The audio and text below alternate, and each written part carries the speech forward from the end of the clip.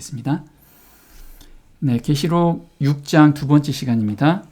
계시록 6장 7인에 대해서는 우리에게 지금 14만 4천이 어떤 자들이 되는지, 어떤 자들이 인을 맞을 수 있는지 그것을 보여주는 겁니다. 그래서 각 시대별로 인 맞은 자들이 어떤 자들인지를 저희한테 거울로 보여주시면서 너희도 그와 같이 행해야만 14만 4천이 될 수 있다라고 말씀을 지금 해주고 계십니다.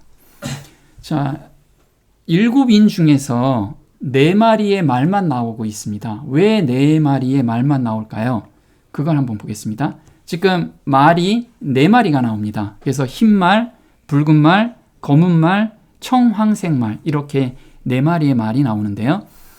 계시록 6장 1절에 이렇게 나옵니다. 내가 봄에 어린 양이 7인 중에 하나를 떼시는 그때 내가 들으니 내 생물 중에 하나가 우레소리같이 말하되 오라 하기로. 네, 그래서 지금 계시록의 6장은 계시록 4장, 5장이 지성소에 올라가 있는 상태에서 펼쳐지는 것을 지금 보여주고 있는 겁니다. 그래서 내 생물을 지금 보여주고 계시는데 인을 뗄 때마다 말이 나오기 시작합니다. 근데 7인이니까 7마리 말이 나와야 되는데 4마리의 말밖에 안 나와요.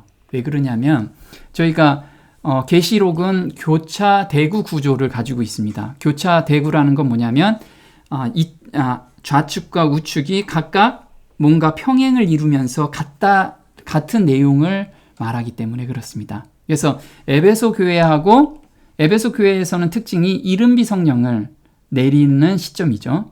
근데 라오디게아 교회는 마지막 교회입니다. 이때는 늦은비 성령이 내리죠. 그래서 흰 말이 이때 같은 내용으로 전개가 되기 때문에 그렇고요. 그 다음에 서머나 교회, 그 다음에 빌라델피아 교회가 같은 내용을 다루고 있어요. 근데 이때는 책망이 없는 교회예요. 서머나 교회는 정말 믿음을 지켰기 때문에 책망이 없는 교회.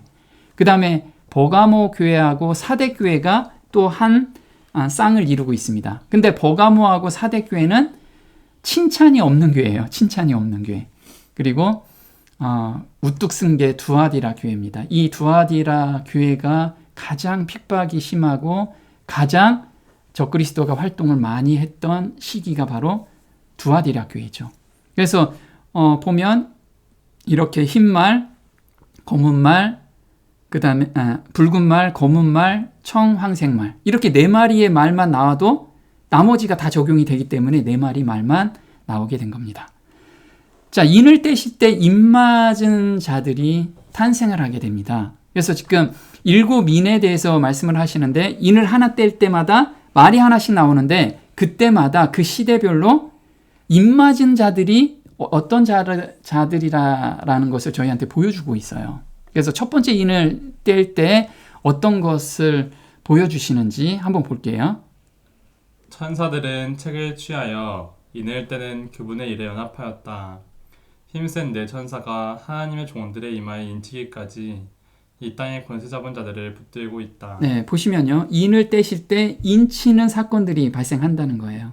그래서 지금 세상에서는 굉장히 어떤 환란이 있고 뭔가 무서운 일들이 전개되지만 그 안에서 입맞은 자들, 소수의 입맞은 자들이 나타나는데 그 입맞은 자들이 누군지를 보여주는 게 7인이라는 거죠. 그래서 최종적으로 능히 누가 설 것이냐 이랬을 때 14만 4천이 딱 나타나는 게 바로 7인의 핵심입니다. 그럼 첫 번째 인을 뗐을 때는 이때가 AD 100년까지예요. 예수님께서 부활 승천하시고 사도 요한이 죽을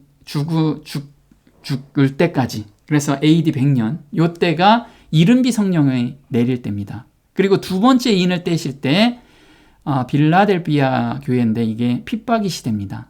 이게 AD 100년부터 313년까지. 그럼 셋째 인은 어딜까요? 셋째 인은 세속과 타락한 시대죠. 콘스탄틴 황제가 이게 공인화시키는 거, 기독교를 공인화시키면서 급속도로 타락하는 시점.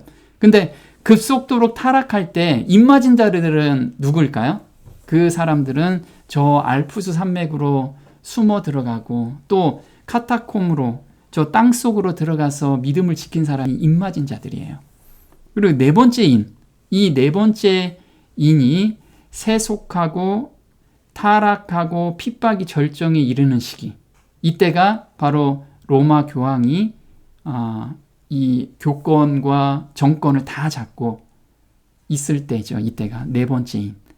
그럼 다섯 번째 인은 무엇을 이야기하냐면 산자와 죽은 자의 심판이 다섯 번째 인에서 나와요. 그래서 이때 우리가 산자 편에 쓸 거냐, 산자 중에서도 내가 하나님을 선택했느냐 아니면 사단을 선택했느냐, 이때 다섯 번째 인에서 그게 보여지게 됩니다. 그럼 여섯 번째 인에서는 예수님의 재림 장면이 나타나요. 여섯 번째 인에서. 그래서 재림을 하실 때 누가 능히 서리요, 이게 6장 17절입니다. 그리고 7장으로 넘어갈 때가 누가 능히 서리요의 해답인 14만 4천에 대해서 이야기가 나오는 거예요. 이게 스토리입니다. 그리고 여덟 번째 인을 뗄 때가 바로 하늘로 승천하는 장면이에요. 우리가. 그래서 지금 일곱 인에 대한 스토리가 전체적으로 이렇게 나타나는데요. 이게 각 시대별로 어떻게 인을 맞는지 그 부분을 우리가 오늘 한번 공부해 봐야지 저희도 삶 속에서 입맞은 삶을 살 수가 있다라는 거죠. 자, 그럼 시대별 어떤 환경에서 입맞은 자들이 탄생하는지 한번 보겠습니다. 첫 번째 인은 흰말이에요. 이게 에베소 교회입니다. 흰말. 그러면 이때 입맞은 자들이 어떤 자들인지 지난 시간에 했는데 약간 복습 좀 해보겠습니다. 제자들은 어부들 세리 창녀들이었다.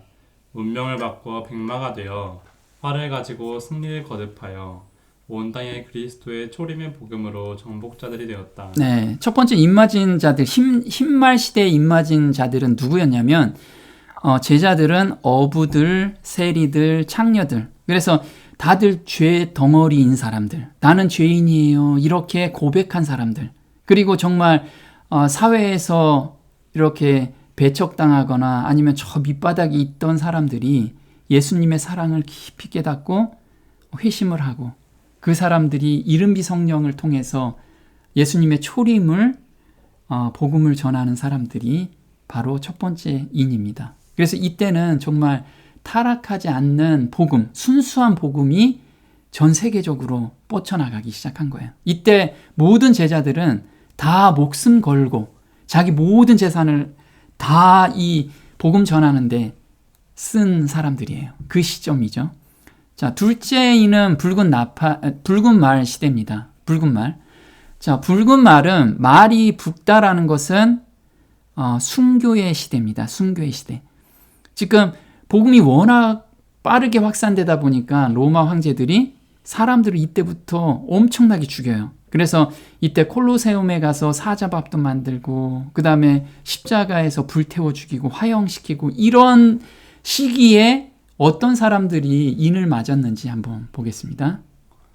순교의 붉은 말 운명. 순교자가 되는 칼의 죽음을 각오해야 그리스도를 섬길 수 있었다. 목숨을 기꺼이 내어놓는 신앙을 지켰음. 네, 그래서 이때는 그리스도를, 예수님을 믿느냐 아니면 믿지 않느냐를 놓고 하는데, 믿으면 죽음을 각오하고 믿어야 되는 시점이에요. 지금 왜 이걸 계속해서 보여주냐면 마지막 때는 다 누적돼서 우리가 큰 핍박이 올 거라는 거예요.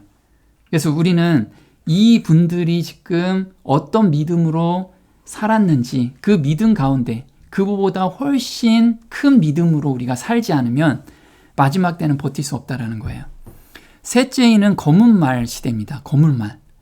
자, 검은 말 시대는 타협의 시대죠. 세속화된 시기 한번 보겠습니다. 종교 자유를 선포한 시기였다. 타락과 세속화 교회로 변하여 검은 말의 운명을 가졌다.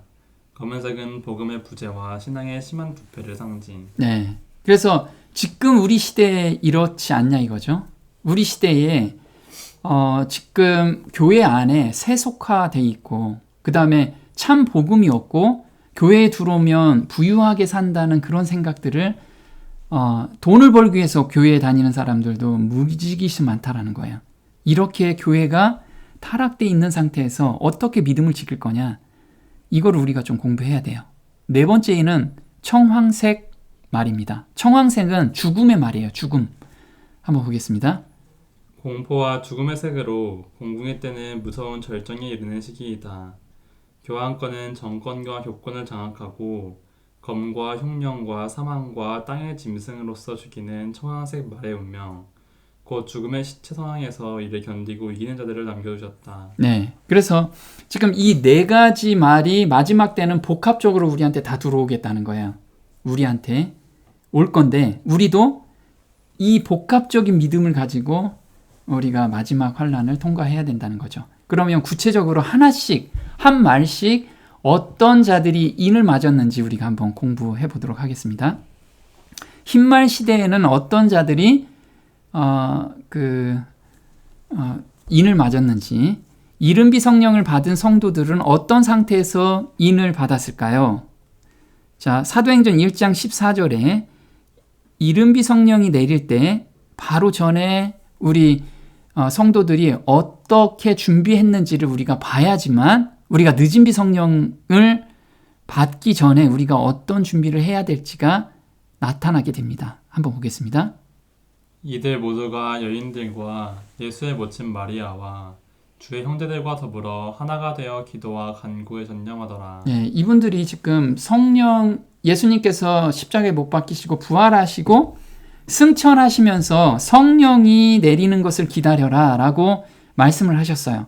그래서 여기 성도들은 오로지 성령 내린다는 그 약속을 믿고 기도를 하기 시작했습니다. 지금 우리가 늦은 비가 안 내리는 건 뭐냐면 간절히 바라질 않아요. 늦은 비 안 내려도 난 지금 먹고 사는데 뭐 지장 없고 나 지금 편하게 사는데 무슨 늦은 비야? 이 상태이기 때문에 늦은 비가 안 내리고 있다라는 거예요. 이분들은 오로지 기도와 간구에만 전념했어요. 한번 보겠습니다. 제자들이 오순절 날 전에 주를 구한 것처럼 그대들은 주를 구하지 않겠는가? 그리스도께서 승천하신 후에 여러 재능과 능력을 가진 제자들이 성령의 선물을 위하여 기도하라고 다락방에 모였다. 그들은 그들 자신의 죄를 자백하고 철저히 회개했다. 형제들 사이의 모든 불화와 이간은 사라지고 그들은 하나로 연합하여 열흘 동안 목적의 통일성을 갖고 기도했다. 네, 여기서 한 게 딱 두 가지예요. 무엇을 했냐면 성령의 선물을 위해서 오로지 기도를 했고요. 두 번째, 하나가 되기 위해서 죄를 자백하고 철저히 회개했어요. 그래서 그 죄를 자백하고 철저히 회개한 건 뭐냐면 형제와 불화가 있는가, 그 불화가 있으면 그 형제한테 가서 잘못을 회개하고 그 다음에 용서를 구했어요. 그래서 그게 연합됐다는 거죠. 그래서 하나가 되어 기도와 간구에 전념하더라. 근데 우리가 지금 마음속에 어떤 형제나 자매가 지금 너무 미워요. 그런 마음들이 계속 있다면 성령 하나님께 우리가 기도로서 새 마음을 달라고 계속해서 매달려야 돼요. 그러지 않는 사람은 결코 늦은 비를 받을 수가 없어요. 그래서 우리는 지금 이런 준비를 좀 해야 돼요. 그리고 누구나 다 그런 마음을 가지고 있어요. 마음에 들지 않는 사람들이 되게 많잖아요. 그런데 그걸 예수님의 마음으로 바꿔달라고 우리는 매 순간 기도를 해야 된다는 거죠. 또 한번 보겠습니다. 우리는 얼마나 하나님의 임재를 필요로 하는가. 성령의 침례를 위해 모든 교역자는 하나님께 기도의 숨을 토해야 한다. 특별히 주님께서 그분의 매개자로 삼으사 선교사로서 성령으로 침례를 베풀고자 하시는 이들은 기도해야 한다. 오순절의 축복에 이르러 오기 전에 제 아들은 열흘 동안 기도했다. 능력 있는 기도를 드리는 것이 무엇을 의미하는지 이해하고 하나님께 더욱더 가까이 나아가며 자신의 죄를 고백하고 하나님 앞에서 자기 마음을 낮추고 믿음으로 주님을 바라보며 그분의 형상으로 변해가는 일에 그 모든 시간이 그들에게 필요하였다. 네, 지금 보면 하나님의 형상으로 변해가는 일에 모든 시간을 투자를 했어요. 이분들은. 그래서 여기서 질문이 있어요. 보면 우리는 얼마나 하나님의 임재를 필요로 하는가. 자, 우리한테 한번 질문을 해보자고요. 내 삶 속에서 하나님의 임재가 얼마나 필요할까요? 그냥 임재 없어도 그냥 그냥 불편한 게 별로 없죠. 불편하게 별로 없이 우리가 지금 살고 있다라는 거예요. 그러니까 간절히 찾는 자가 하나님을 만나는데 간절히 안 찾아도 별로 불편한 게 없기 때문에 그건 뭐냐면 우리가 지금 사단하고 완전히 조인돼 있다라는 거예요. 조인돼 있다. 별로 불편함이 없어요. 만약에 내가 의를 간구하고 정말 순결하고 정결하게 삶을 살고 싶다라고 하면 정말 기도하지 않으면 한 시간도 우리가 이 땅에서 살 수가 없다라는 거예요. 근데 우리는 열흘이고 한 달이고 그렇게 기도 안 해도 그냥 별로 불편한 게 없다라는 거예요. 그러면 세상과 나는 하나가 돼서 푹 빠져서 지금 살고 있다라는 반증이라는 거예요. 그걸 우리가 한번 깊이 정말 깊이 느끼고 깊이 지금 생각해야 될 문제예요. 자, 붉은 말 시대입니다. 순교의 붉은 말 운명, 요거부터 구체적으로 한번 알아볼게요. 계시록 6장 3절부터 보겠습니다. 둘째 인을 떼실 때 내가 들으니 둘째 생물이 말하되 오라 하더니 이에 붉은 다른 말이 나오더라. 그 탄자가 허락을 받아 땅에서 화평을 제하여 버리며 서로 죽이게 하고 또 큰 칼을 받았더라. 네, 여기서 보면요. 둘째 인을 떼실 때 그러면 둘째 인을 떼는 그런 환경에서 인을 맞는 사람들이 있다라는 거예요. 근데 이 인을 떼실 때 화평을 제해버린대요. 화평을 제해버리고 서로 죽이게 하고 또 큰 칼을 받았대요. 그럼 서로 죽이게 한다라는 건 내부에서도 죽이게 한다는 거예요. 이거는 교회 안에서 서로 이간질하고 서로 못 잡아먹어서 안달이는 그런 불화를 만들어낸다는 거예요. 그걸 허락하신다는 거예요. 누가? 하나님께서 허락하신다는 거예요. 왜요? 거기서 알곡과 가라지를 걸러내기 위해서. 그래서 우리는 교회 안에서 항상 평안함만 있다. 그게 아니라는 거예요. 알곡과 가라지는 항상 있다라는 거예요. 자, 지금 여기 붉은 말이 있습니다. 붉은 말은 죽음하고 압제의 표시입니다. 붉은색은. 그래서 계시록 17장 6절에는 내가 보매 이 여자가 성도들의 피와 예수의 증인들의 피에 취한지라. 그래서 사단은 이 성도의 피와 증인들의 피로 항상 그렇게 모든 걸 연구하고 있다라는 거예요. 거기에 만족하고 있고. 그래서 어떻게 하면 성도들을 넘어뜨릴까? 이걸 연구하는 게 사단이라는 거예요. 우리는 그걸 잊지 않아야 되는데 교회가 왜 이래? 교회에도 다 사단이 조종하는 무리들이 있다라는 거예요. 그걸 기억해야 돼요. 자, 흰색이 신앙의 순결을 상징한다면 붉은색은 여러 이단설의 도입을 통한 신앙의 부패로 간주될 수 있다. 그래서 교회 안에 이단설이 막 들어오기 시작할 거예요. 지금 이미 엄청나게 이단설이 많이 들어와 있다라는 거예요. 그래서 스스로 공부하고 확증하지 않으면 다 넘어가게 돼 있어요. 자, 여기 보면 큰 칼을 받았어요. 큰 칼은 뭘까요? 큰 칼은 하나님께서 허락하시는 사랑의 매예요. 그래서 큰 칼에는 아수르를 나의 분노의 막대기라고 이사야서 10장 5절에 말씀을 하셨고요. 그 다음에 바벨론의 왕은 내 종이다 라고 예레미야서 25장 9절에 말씀을 하고 있어요. 그래서 하나님께서 허락하셔서 이것도 불화도 하나님께서 허락하셨다라는 거예요. 또 한번 볼게요.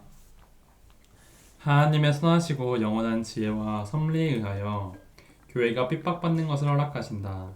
시험과 핍박을 허락하시는 것은 전적으로 하나님의 백성들을 구원하시기 위함이다. 네, 그래서 본인들한테 지금 예기치 못한 어려움이 오고 오해받는 일들이 막 온다면 하나님께 감사하자는 거예요. 왜냐하면 나를 순결하고 정결하게 만들기 위해서 하나님께서 허락하신 매라는 거예요. 이게 없으면 사생아라는 거죠. 나한테 그게 지금 너무 없어요. 그러면 한번 깊이 생각해 봐야 돼요, 우리가. 내가 뭐가 문제인가? 이걸 생각해 보자는 거예요. 자, 계시록 2장 8절에 이 붉은 말 시대가 매칭이 되는 게 바로 서머나 교회에 보내는 기별입니다. 한번 보겠습니다. 서머나 교회 사자에게 편지하기를 처음이요 나중이요 죽었다가 살아나신 이가 가라사대 내가 내 환난과 궁핍을 하노니 실상은 내가 부요한 자니라. 자칭 유대인이라 하는 자들의 회방도 하노니 실상은 유대인이 아니요 사안의 회라. 내가 장차 받을 고난을 두려워 말라. 볼지어다 마귀가 장차 너희 가운데서 몇 사람을 오게 던져 시험을 받게 하리니 너희가 10일 동안 환난을 받으리라. 네, 이때 외부에서 핍박도 많지만 내부에서도 사단의 회가 공격하고 있다라는 거예요. 그래서 이게 사도 바울 형제도 이거에 대해서 쭉 얘기를 했어요. 그래서 붉은 말이라는 건 분쟁과 세속화, 사나운 이리떼 같은 거짓 선생들이 우리 안에 굉장히 많이 나올 거라는 거예요. 그래서 정말 많이 흔들리게 될 거예요. 지금도 많이 흔들리지만 앞으로 흔들릴 수 있는 모든 것은 흔들린다고 말씀을 하셨어요. 이게 사도행전 20장 29절입니다. 내가 떠나고 나면 사나운 이때 같은 거짓 선생들이 여러분 가운데 들어와 양떼를 사정없이 해칠 것이며 여러분 중에서도 그와 같은 사람들이 일어나 그릇된 것을 가르쳐서 신자들을 꿰어내어 자기들을 따르게 할 것입니다.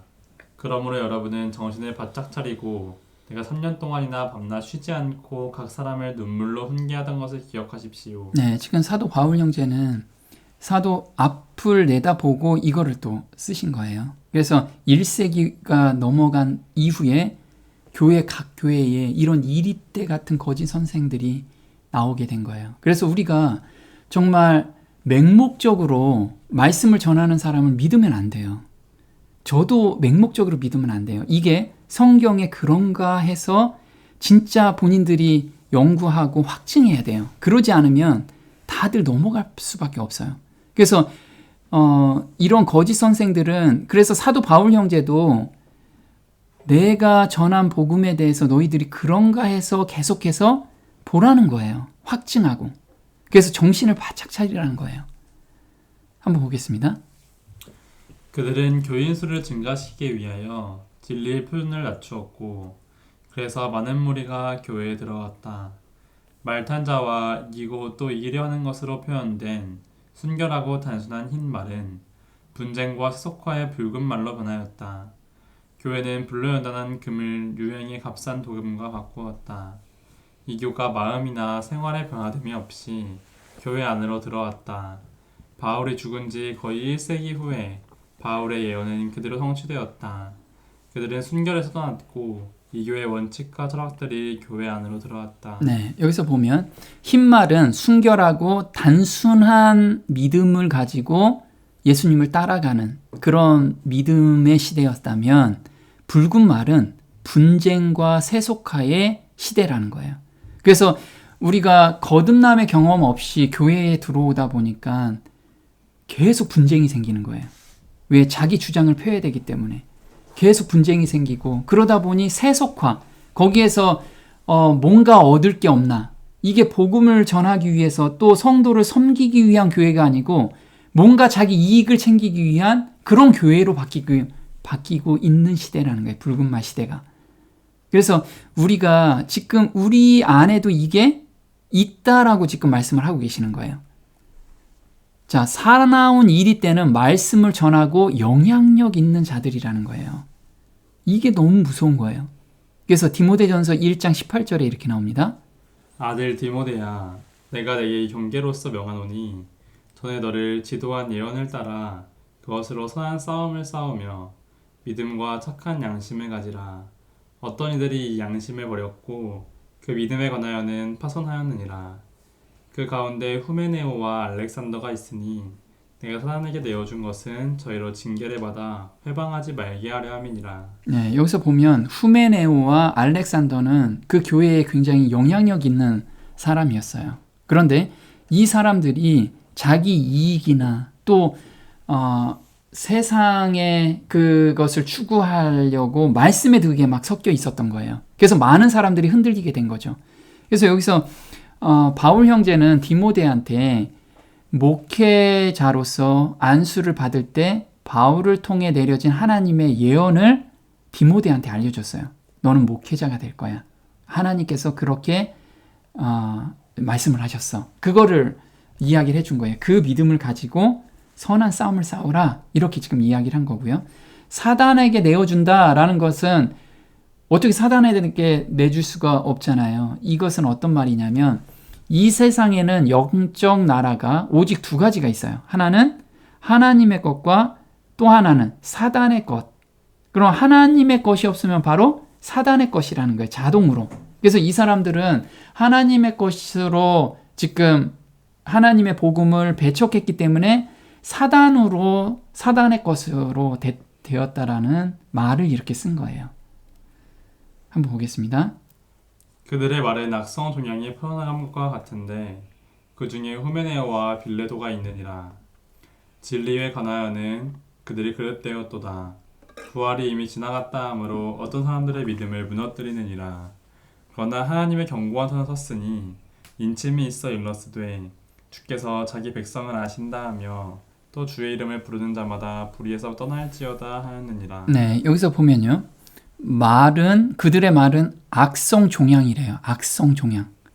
악성 종양이 뭘까요? 악성 종양.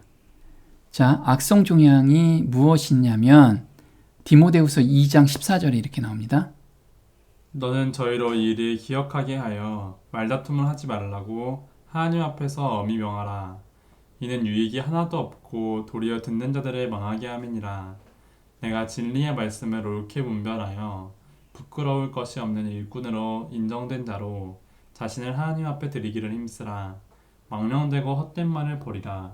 저희는 경건치 아니함에 점점 나아가나니. 네, 우리가 교회 안에서 막 말다툼이 되게 많잖아요. 말다툼, 자기 주장 계속 피고 이런 거 하지 말라는 거예요.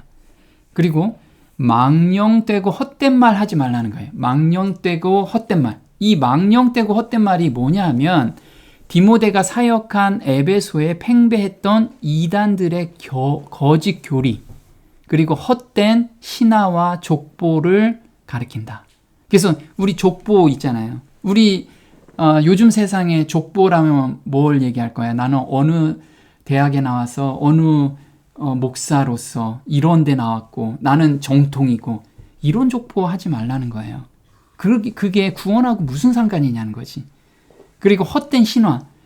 이거는 그 성경에 없는 내용을 막 신화로 꾸며서 그걸 가지고 막 말다툼을 하는 거예요. 이게 옳으니 저게 옳으니. 이런 거 하지 말라는 거예요. 교회 안에서. 디모데전서 1장 4절 한번 보겠습니다. 꾸며낸 이야기와 끝없는 족보에 몰두하지 못하게 하려 함이니 이런 것은 믿음 안에 있는 경건한 덕을 세우기보다는 오히려 의문을 일으킵니다. 네, 그래서 이런 얘기를 들으면 자꾸만 믿음에서 떠나가게 되는 경우들이 되게 많다라는 거예요. 자, 큰 칼은 어떤 의미냐 하면 큰 권세로 성도들을 죽인다는 의미예요. 큰 칼. 한번 보겠습니다. 이 기간은 교회가 이단설과 세상과의 타협 때문에 고통을 받던 때요. 신실한 그리스도인들에게는 많은 핍박이 있었던 때로서 땅에는 화평이 없었다. 예수께서 내가 세상에 화평을 주러 온 줄로 생각지 말라. 화평이 아니요 검을 주러 왔노라 고 말씀하신 것처럼 도처에서 순교자의 피가 흘려졌다. 붉은 말은 큰 칼에 받았다. 그것은 성도를 죽이기 위한 큰 권세를 의미한다. 순교자의 붉은 피가 곳에서 흘렀던 시대였다. 네, 이때에는 로마 황제들이 정말 사람들을 많이 그리스도인이라고 하면 정말 많이 죽였어요. 그래서 큰 권세를 의미한다고 그랬어요. 큰 권세는 무서운 공권력의 때에 순교적 경험으로 재림을 맞이한다. 그래서 저가 권세를 받아 그 짐승의 우상에게 생기를 주어 그 짐승의 우상으로 말하게 하고 또 짐승의 우상에게 경배하지 아니하는 자는 몇이든지 다 죽이게 하더라. 앞으로 우리한테 다가올 환경이라는 거예요, 이게. 근데 이 환경을 하나님께서 허락하지 않으면 일어나지 않는다는 거예요. 근데 이렇게 써 있는 이유는 뭐죠? 반드시 허락한다는 거예요. 반드시 온다는 거. 하나님께서는 한번 말씀하시면 반드시 이루시는 분이기 때문에 우리한테 준비하라는 거예요. 제발 좀. 믿음을 준비하라는 거예요.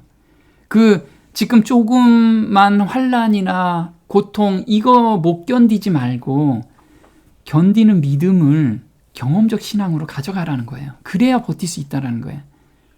한번 보겠습니다. 그러나 위로를 받는 것은 그 모든 것이 하나님의 허락 안에 있다는 사실이다. 허락을 받는다는 것은 하나님께서 그런 고통을 주신다는 것이 아니라 하나님께서 그의 백성들이 당하는 모든 핍박과 고통을 다 아신다는 의미이다. 네, 그래서 하나님께서 이건 다 주관하고 계시는 거기 때문에 우리가 감사함으로 받고 그 다음에 준비하라는 하나님의 기별이에요. 기별.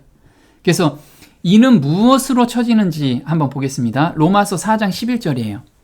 저가 할례의 표를 받은 것은 무할례 시에 믿음으로 된 의를 인친 것이니 이는 무할례자로서 믿는 모든 자의 조상이 되어 저희로 의로 여기심을 얻게 하려 하심이라. 네, 여기서 인을 친다라는 건 뭐냐면 도장을 찍어서 내 것이야 라고 확정짓는 게 인을 친다라는 거예요.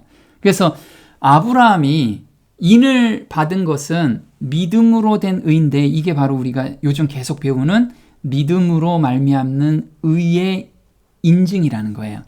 그러면 할례를 받을 때가 할례를 시키라고 했을 때 아브라함은 이미 믿음의 표로 할례를 한 거예요. 믿음의 표로. 우리도 마찬가지라는 거죠. 앞으로 내가 언제 인을 맞을까? 그걸 기다린 게 아니고 오늘 내가 믿음으로 말미암는 의에 대한 체험적 신앙이 있는 사람만이 인으로 확정을 한다는 거예요. 이걸 우리한테 기억하라는 거죠. 자, 에스겔서 9장 4절에는 이렇게 나옵니다. 너는 예루살렘 성읍 중에 순행하여 그 가운데서 행하는 모든 가증한 일로 인하여 탄식하며 우는 자의 이마에 표하라 하시고. 네, 이때 에스겔 선지자한테 말씀을 하신 건 뭐냐면 가증한 일로 인하여 탄식하는 자한테만 인을 표하래요. 이마에 인을 찍으래요. 표를.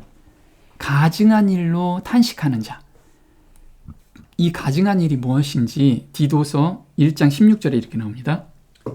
저희가 하나님을 시인하나 행위로는 부인하니 가증한 자요 복종치 아니하는 자요 모든 선한 일을 버리는 자니라. 네, 어떤 사람들이 가증한 자예요?